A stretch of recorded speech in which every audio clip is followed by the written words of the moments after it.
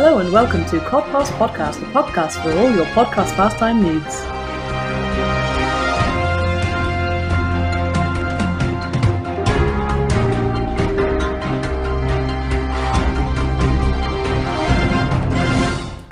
Okay, so Tabby, this is our segment called Going to the Pitches, and in this segment we are going to pitch some movie ideas to each other. So I was talking to a friend this week, and we came up with this idea of a movie that stars Willem Dafoe as every character in the movie.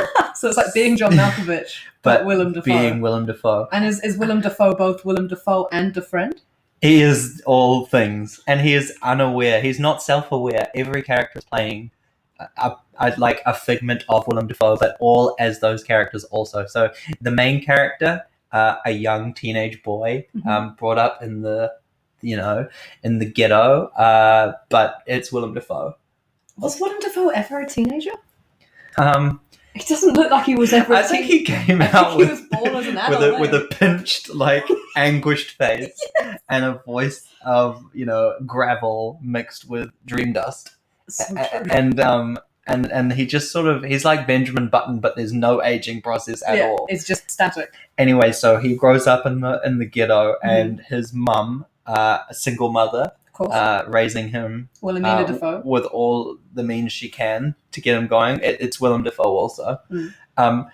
It's brilliant. Like, they interact with each other, they touch, they hold. Like, it's not like you cuts to one scene and it's Willem Dafoe's face close up and then another. Everything it's just beautifully done.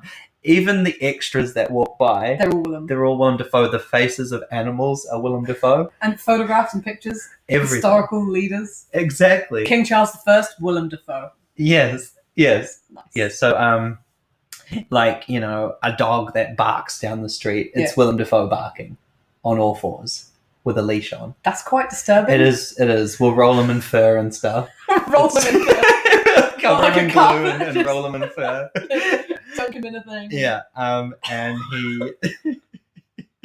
he's not a big character, Willem Dafoe, Dog Dafoe, but he's part of the character. He's part of the whole narrative as a whole. Now, as the story progresses, we meet some not so nice Dafoes, actual foes, like real foes, Fiends. And there's a great moment at the end which harks back to... I'm talking about it as if it's a movie that's actually out. I'm just hoping they'll pick this up. It's critically acclaimed. There's a great scene at the end in my mind. You've seen The Matrix with all of the Agent Smiths fighting Neo and that. So it's all of them except they're all Willem Dafoe. Nice. So instead of being that guy from Lord of the Rings, who was that? He reminds me a little bit of Willem Dafoe. He was in Priscilla, Queen of the Desert. He was. That Australian dude. Anyway. He's an Aussie. Not Harrison Ford. No, it's not Harrison Ford, But that's coming up next week on movie pitches. So don't jump the gun. Because Harrison Ford does. Jumping guns with Harrison Ford. That's exactly. Anyway, that's an advert for later. Anyway, so a fighting scene where Willem Dafoe realizes the main draw for the main reason he fights. Hugo Weaving. Yes. Audible high five. Yeah. I hope you heard that at home. Anyway, I don't even know if I should continue because now that we've got Hugo Weaving sorted, that's all good. Yeah. However, he realizes that the only Dafoe that matters is the Dafoe, the defriend from the start.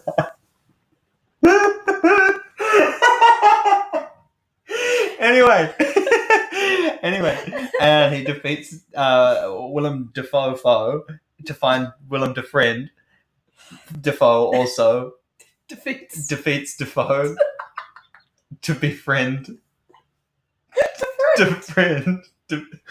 And because he has to defend a friend.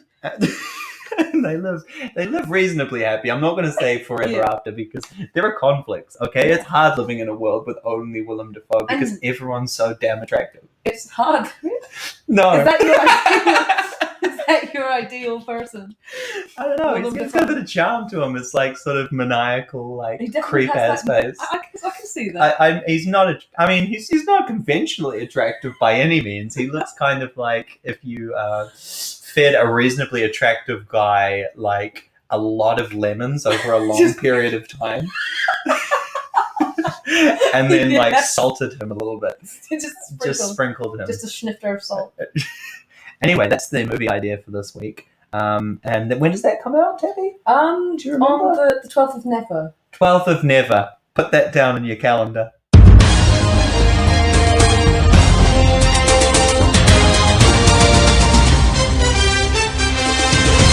An organisation for humans with extraordinarily mundane abilities, led by the Segway-bound Professor Extra. The students hone their exceptionally niche and normally useless abilities to save humankind from a series of bizarre occurrences. Alright, so this is a storyline that I think we can continue throughout the series of podcasts, based on a school that helps people with superpowers that are very niche and generally kind of crap. Yeah. I mean, we've had this conversation a few times, Tabby, where we've thought about like sort of an X-Men sort of equivalent team, but where their powers are utterly useless. Yeah. And so this has been in the pipeline for a while, and but I feel we're finally making a lot of great progress with it. There's a few important characters that we came to discuss this week to set up for this overarching story. Yes, and so my absolute favorite character is one called Breadsticks. Now, this guy can create any length baguette on command, but it is always teeth-breakingly stale. So, probably not, you can't feed the hungry with that, really, because they're going to break the teeth. Just break the teeth of the hungry. Yeah. Yeah. But it's probably, useful if you've got a soup and you eat croutons. But I think the most important use for old Breadsticks here is armed combat against celiacs. Celiacs. Yes, okay, because he's got bludgeon and obviously the fact that they're gonna take extra damage. Yeah, I mean there's a couple extra points of poison damage for every single blunt attack. Yeah, and it's a lasting effect. It is. It continues. The celiac has after Baguette Man or Breadsticks Man. Breadsticks, attacked. And I think he gets like an instant KO if he manages to breadstick right in the jab right in the mouth. I'm glad that you clarified that over the podcast because you're showing me the mouth. There was a hyperbolic pause there where I was thinking, ooh, okay. So he's my favorite. It's probably Professor Extra is he's the Professor X of this place. I feel that's fairly obvious. What's he on? He's on a moped. Segway. That's so right. He is bound to a Segway. Like his legs have been fused in. to a Segway. Does it drive on his life force? Yes. Oh, good. So it's permanent. Like it's a symbiotic relationship. Cool. Where the Segway lives off him and he lives off of the Segway. Okay. Which it gives him some level of control over other Segways. But does the Segway have some level of control over him? Yes, and so especially when the Segway sees another pretty Segway, he can just be dragged. So it's a he Segway? Yeah. Well, it may be a lesbian. I haven't decided yet. Okay, well, I don't actually know. I haven't done enough research into the defined gender roles of True. It Segways. Could be quite... it could be fluid for all we know. There's a lot of segues out there. Certainly have brake fluid. Anyway, from that we are going to segue on to Nailbiter. Do you want to tell us a little bit about Nailbiter? So Nailbiter, you think was pretty useful.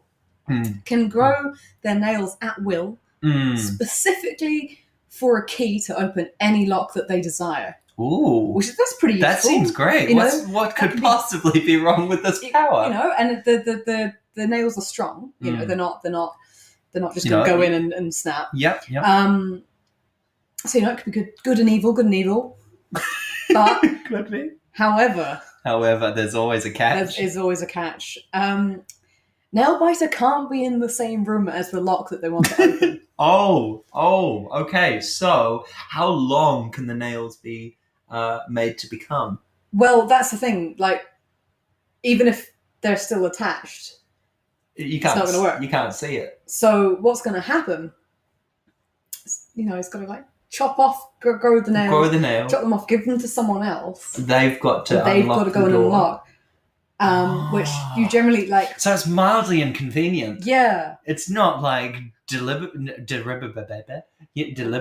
Yeah. I'm trying to say another word. Debilitating. Yes, debilitating. But it's annoying, and it's kind of the closer he is to the room, or she again. I haven't decided. Okay. Yes. Again. Casting is not in. Maybe alternates. I don't know. That would be progressive. Yeah. The nails are more brittle, so I don't know. It's so the effectiveness is based on how far away from the lock. And so you can imagine, back in the days of Morrowind, when you're trying to pick a lock and it's like lock pick failed, lock pick failed, lock pick failed, lock pick snap, lock pick failed, like that. If they're really close, whereas if they're really far away, it's like, a success, boom, but it's going to take you a couple of days to get to the door you've unlocked. Yeah. Yeah. I understand why that might be less helpful now. Yeah. But there's a place for this he or she in the mutant community in the mutant school. I mean, this is the thing. We can really develop their backstories of how they've been ostracized for this this very strange. Which reminds me of Ostrich Man. And don't worry about it. It comes later. Spoilers. Yeah. Yeah. So he's pretty great. And then we have Pan. Pan. Now, Pan is... P-A-N for the people at home. Yes. Well, N and M sound very similar, so they probably still don't know what you're saying. Pan. N for needle. Nice. Not meadle. Now they don't know what I'm saying. So they can create the most perfect cast iron pan ever imagined on command. See, that sounds like a wonderful... And as you can see, I thought of most of these while I was hungry. I can see that. Nail biter. Breadsticks and pan. However, these pans only last for 30 seconds before they melt like a floppy Dali clock.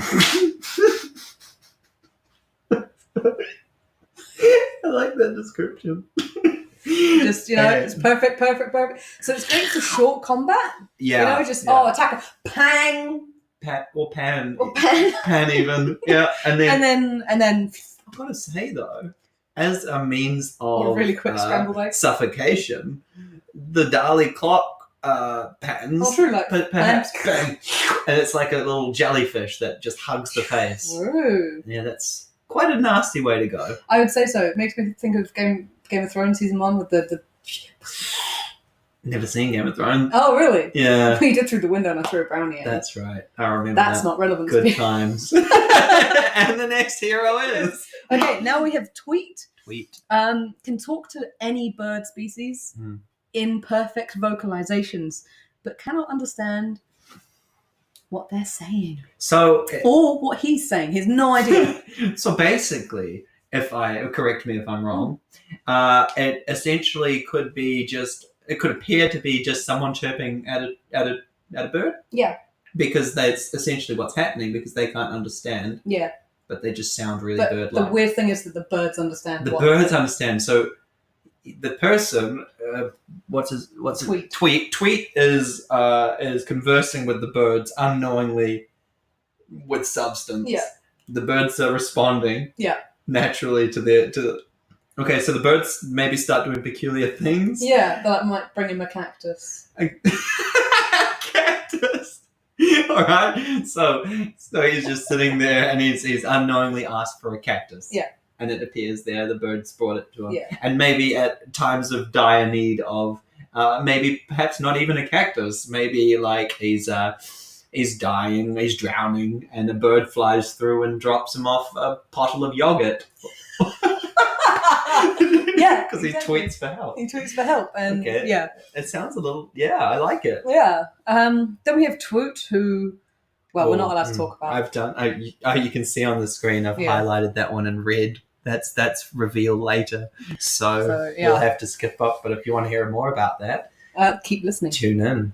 Now we have Onisan, which is a bit of a play on in Japanese. That means saint. Actually, I think it means young man. But yeah, it means I should know. young I've men. been, but I It means don't. young men. My bad. Yeah. So this person can eat a ridiculous amount of raw onions.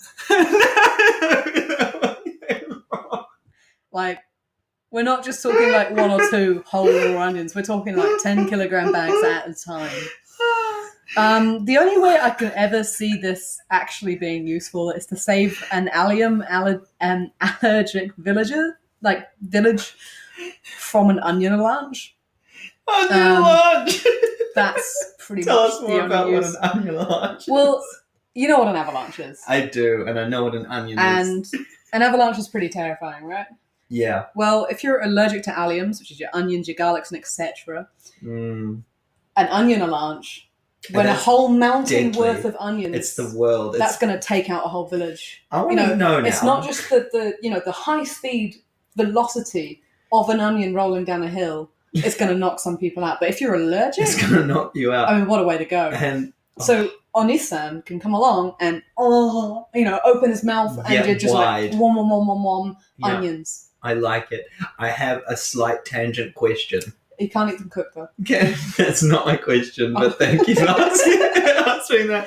My question is, if this was, avalanche is considered by the tax agencies as an act of God, and often you can't claim on such events, in an onion avalanche, where you're allergic to onions and you get bludgeoned to death, severely impaired by your allergic, the allergic nature of you compared to the onion. Yeah. Is that an act of God? I know you're not a tax agent. No, we should just move on. Yeah, we'll have to. Maybe the viewers, maybe the listeners. Yeah, write in if you can let us know the logistics of that. As a primary school teacher and an ecologist, we can't. That's really right. Speak. I teach children. Clive, he can speak and understand every single language ever spoken with native fluency. So that's pretty cool. Like that's something I'd love. I'm terrible with languages. I can read them, but I can't speak them, which annoys me. Is this you? I can't even speak English half the time. However, if someone speaks to Clive, he cannot respond in the same language. Oh, how inconvenient is that? Does he understand? Yeah, but he can't respond, so he has to respond in another language. So if you speak to him in English, he'll have to reply in German. If you speak to him in German, he'll have to reply in French or Italian or sign or whatever. And if someone in the close vicinity starts speaking then that language, is going to snap into something else. Yeah, there's probably a radius of 30, 50 meters. That's so inconvenient. Yeah. Okay. So you'd be really good at being a translator, like a written translation to things, but speaking, you probably want to just take a vowel. What he needs to do is to find someone who can process what he's saying and then speak back in another language. Yes. And so they're speaking to each other in 2 different languages, but yeah. He needs a polyglot. It's going to be hard. Is that what they're called? Polyglot. There you go. And this is an educational podcast. It is, and we've got Marv at the end. Yes, so Marv, he's very special, very close to my heart. He knows how to perfectly mulch any food item for optimal composting ability.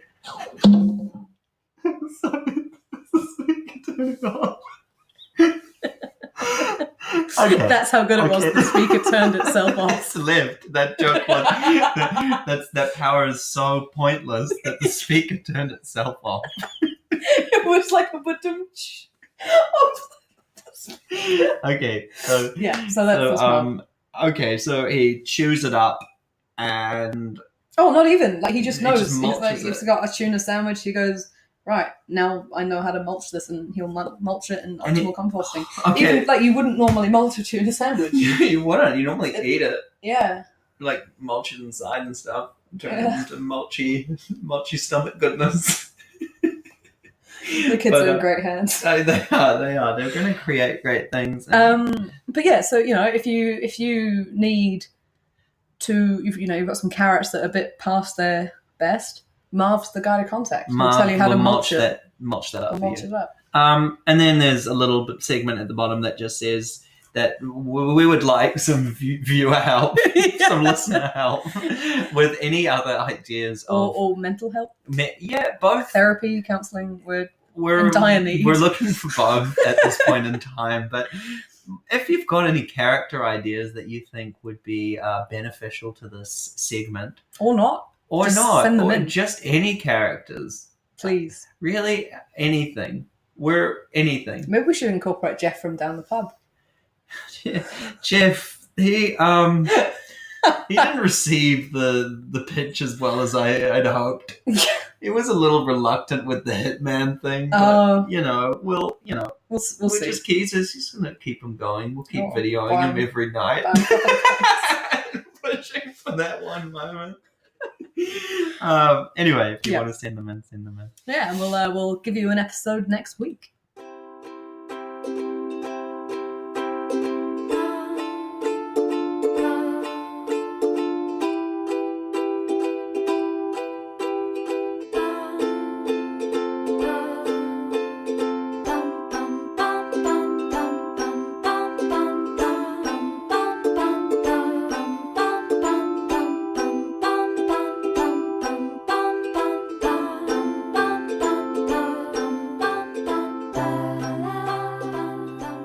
Okay, so welcome to the segment of the show where we're going to be doing Yahoo Answers. In this segment, Tabby and I will be going through some of the greatest questions that have ever been posed to Yahoo, and we will be unpacking those questions and giving our perspective on their answers and just really going through with a fine tooth comb to figure out the flaws in the questions and just enjoying really the stupidity of mankind, I think, in the best possible way.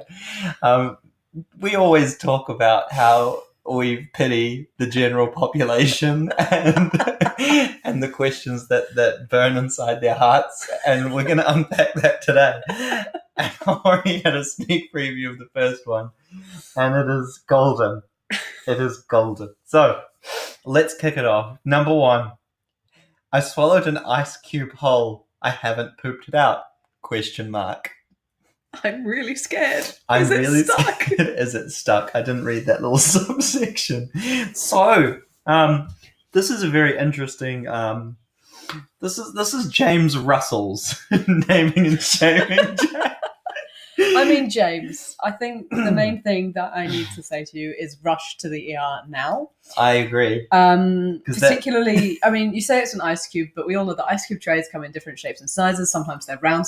That's a fair point, Tabby. So if they're round, not so much of a big deal. But if you've got a funky, like a dinosaur shape for, a star shape especially, you've got a big chance of puncturing your intestines. Absolutely. Cube, the same. It can get lodged. So... yeah, get to the go. I agree. I couldn't agree more, and that's exactly where I was going to go with that piece of advice, Tabby. Yeah. The next question. This is a resolved question, okay? This is by BMX for Life, with a 4, the number. Is there a spell to become a mermaid that actually works? So, BMX for Life. Mermaids in general are quite uncommon, I'd say. In my personal experience, I've never actually seen a whole of a mermaid. I've seen the tail of a mermaid come out of the water and then the head of a dolphin after it, a little after, but I've never seen, unless of course, I've always thought perhaps I saw the head of a dolphin with the legs of a mermaid or merman. Maybe mer people ride dolphins as they would a horse. And you know what? I mean, I've seen a lot of manatees. I don't know if I can actually answer you BMX for Life, but it looks like you've gone and you've asked, please help me find a spell. So it looks like you might find someone. I would recommend going to your local apothecary and seeing if they can direct you to, your local Wiccan, and they might be able to help you out. Often crystals. Crystals tend to be great. Crystals are helpful, and various herbs, Yeah. when mixed together into a particularly pungent potion, will create. Yes. Well, It may be foul smelling and tasting, it's but normally a good sign. but it's a good if sign. it's anything I know about creating The more potions. noxious it smells, the better. So here we are, and it's Oh my god. and this says, can you safely look at a picture of the sun? Well, Bleaselbla, you can if you wear special sunglasses. If you're wearing sunglasses while looking at it on, like, if you're looking at a photograph or a picture on your screen or phone, then wear dark sunglasses, turn your screen brightness down to lowest, and you should be all right, but don't look for more than 3 seconds. Yeah, and don't look directly. If you can use your peripherals as much as possible, definitely. Maybe angle your screen to one side as well, just to take away the general the potency of that sun. The potency. We're still talking about potions in my head. Not advised. I never advise people to look at pictures of the sun. I mean, if you have to, then that's the way to do it, but try and avoid it. It will damage your eyes in the long run. So if you want to look at the brightness of the sun, look at the moon and imagine like it more intense in your head. So this is from Lizzie Waterworth. This is one of my personal favorites. It says, is it illegal to kill an ant? I mean, that's a very philosophical question. And there are 9 question marks, as if it's worthy of 9 question marks. A police officer gave me a dirty look when I squashed an ant. Is it illegal to kill an ant? I'm super serious. This isn't a joke. And I noticed doesn't have an apostrophe. So that's interesting. I assume you were an 8-year-old girl. Yep, no capital letters. And, it depends on where you live, whether it's legal. If you are in a particularly orthodox and very strict Buddhist society, although not illegal, frowned upon, very strongly frowned upon. Whereas if you're not, then you're probably okay. But killing ants is just mean. Another thought is that if Lizzie is an ant in an ant colony, and she murders another ant friend, that's true. Are you an ant, Lizzie? We need to really unpack this one a little further. So if anyone knows any more information on Lizzie Waterworth, that would be great. Maybe because she's a water monitor lizard. Maybe she needs to get. Maybe she's a water witch, and maybe she could get in touch about with the mermaid woman. So we'll look into that. See how that worked out. We'll try and hook them up. Okay, so the next question from Corey, no last name, and it says, "Is the Hunger Games based on a true story?" Well, but first, they were saying that they were watching it, and did it happen to Nazis? It does. It says, "Is it true? Like, did it happen to Nazis after World War II?" So I guess the question there is, did World War II surviving Nazis get put into a Hunger Games-like system? Yes. Yes. So, I think it might be possible. I think it's probably likely. Yeah. What else happened to them? Yeah, I mean, they're South America, didn't they? This is not an educational channel, Tammy. Stop giving information out. Maybe that's what the trial, the Nuremberg trials, were actually about. It was the Hunger Games. Okay, I've got to tell you, I scrolled down a little early, and I have a snippet. I have insight into the next one, number 6, goodness. And it is a beauty. I'm excited. Okay, I hope there are some Canadian listeners one day, because the next question is...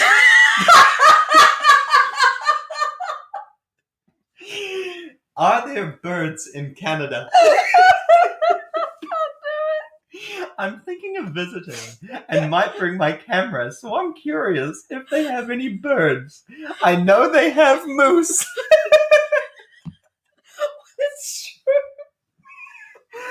Moose and birds are mutually exclusive. You can't have both because meese fly everywhere, and it takes up the space of birds. It's a very polarizing ecosystem in Canada. What I find most offensive about this question is I can't see the name. It says, yeah, this something, ... They're trying to tell us that moose are not worthy of photos, but birds are. What's wrong with a moose? They've got some great aesthetic pleasure to them. Anyway, let's, I don't think I can answer that question. I'm literally crying.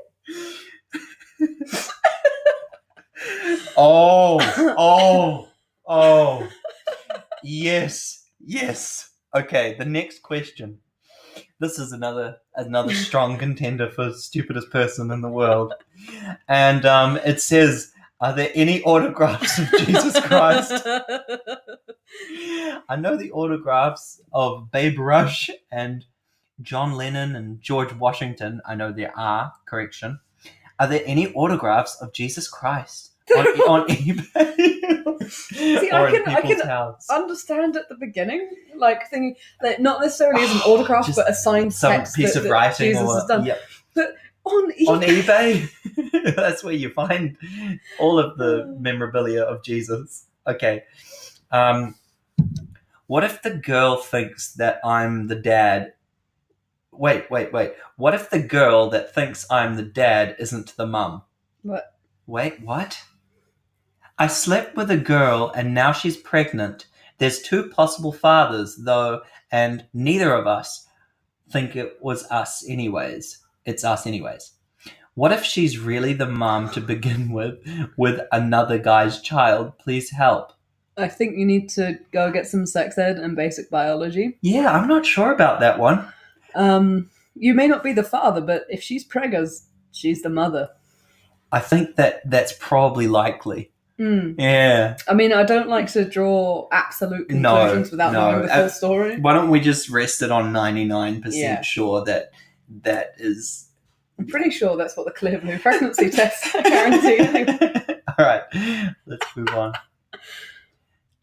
How am I sure I'm the real mom of my kid? Okay, so this is going to get interesting. I just had a baby and it looked... I saw the next one. I can't deal. She literally just had a baby. She's scared that her husband was cheating on her and she gave birth to this.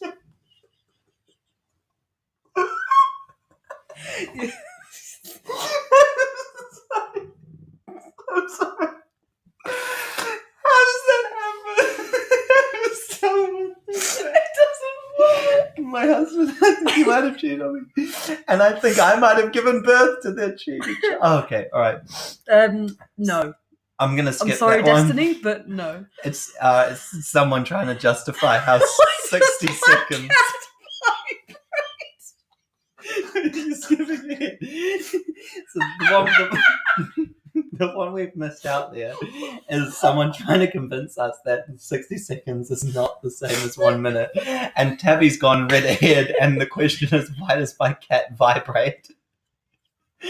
Her chest always vibrates like she has... And there's... it goes again.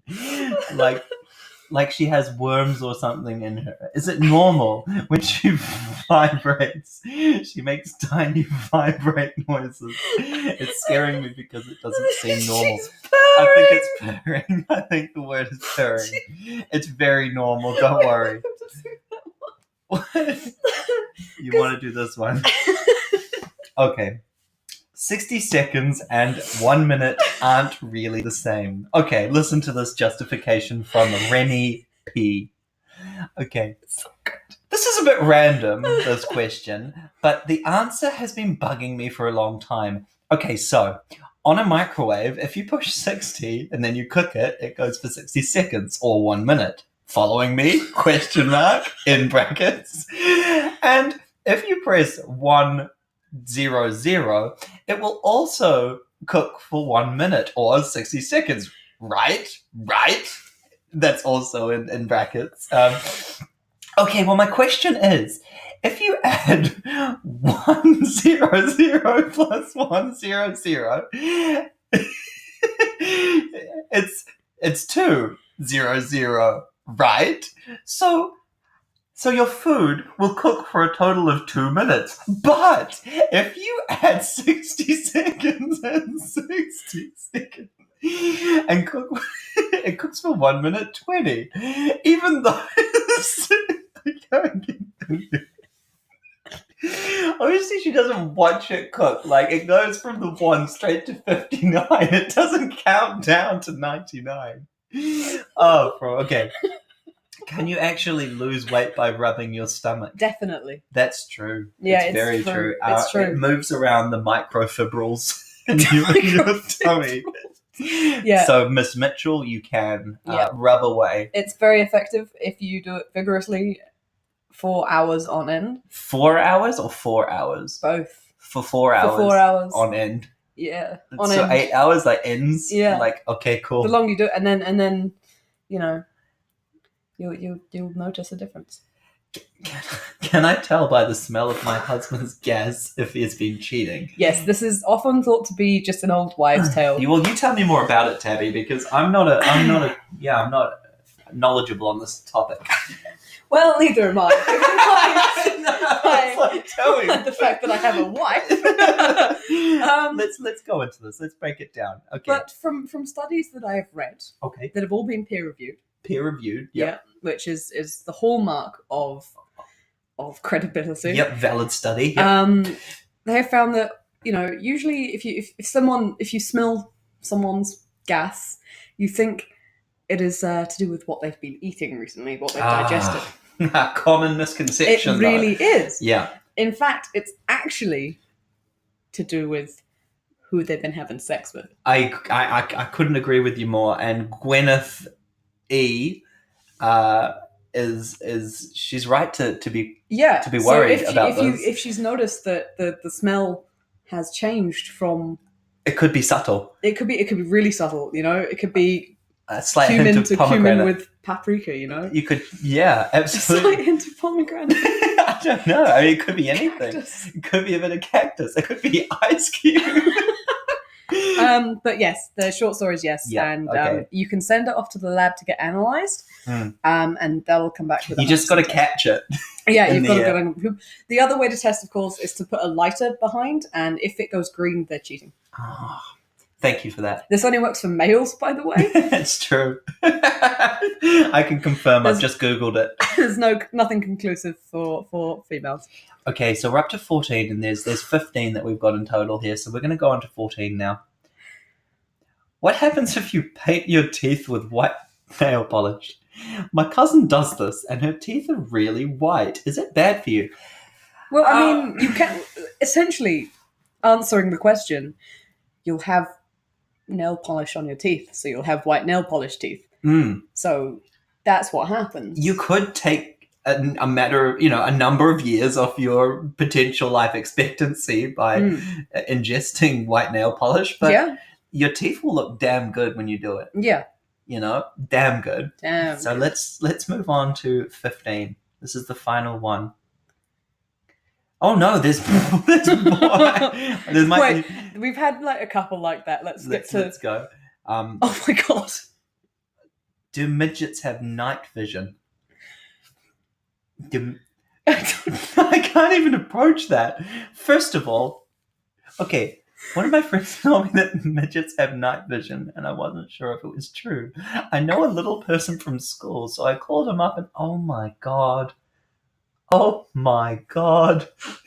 he didn't say anything. He just hung up. I'm pretty confused. Can anybody help me? No one can help you. I'm sorry. Stubers? You're an idiot.